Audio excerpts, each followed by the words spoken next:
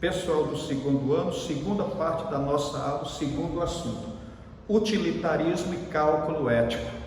Jeremy Bentham é o principal pensador, mas nós temos outros também que na apostila vocês vão até visualizar e vão ler.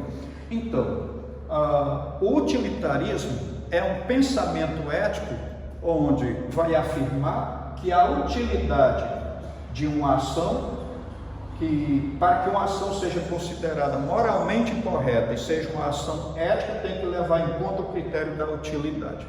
Então, isso deu origem a esse pensamento filosófico ligado à questão da ética, chamado de utilitarismo. Só que, principalmente, o filósofo Jeremy Bentham, que é inglês, ele estabeleceu 7 critérios para a gente calcular as nossas ações, se ela é ética ou se ela não é.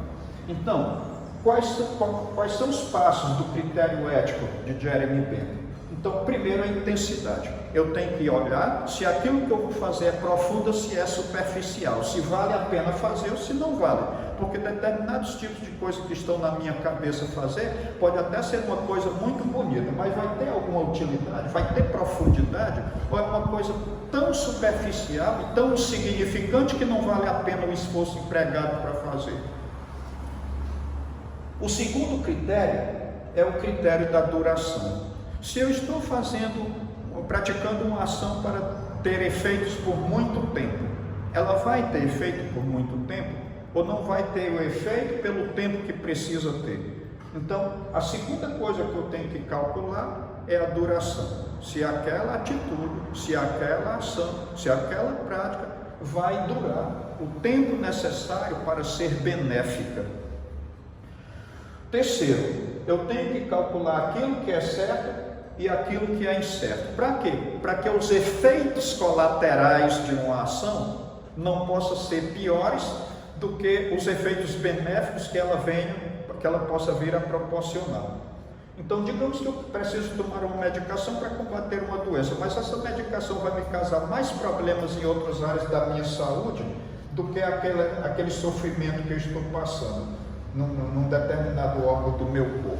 Eu tomo um medicamento para melhorar a situação do meu rim, mas vai me prejudicar o pulmão, por exemplo, vai me prejudicar o fígado, por exemplo. Então, eu vou ter 2 efeitos negativos para uma ação benéfica. Então, eu tenho que calcular as certezas e as incertezas da minha ação. Outra coisa, a longínquidade. Isso aqui tem muita gente que confunde com a duração. Não, a duração é quanto tempo vai durar. Vai durar o tempo necessário. E a longínquidade é outra coisa. É quando é que vai começar a dar os efeitos. Então, quando eu planto uma tamareira, eu sei que eu vou colher frutos daqui a 80 anos. Só que eu já estou com 60, provavelmente eu não vou colher mais os frutos. Vai ser o meu filho ou o meu neto.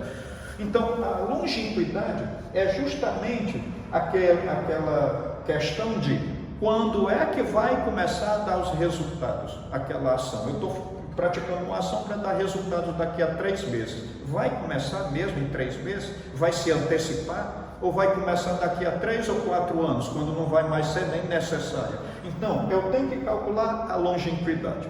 Quando é que os efeitos positivos da minha ação vão começar a aparecer? Se vai ser realmente no tempo previsto. Então, não é exatamente a questão da duração, é quando e por quanto tempo isso vai, mas principalmente quando vai começar a fazer os efeitos.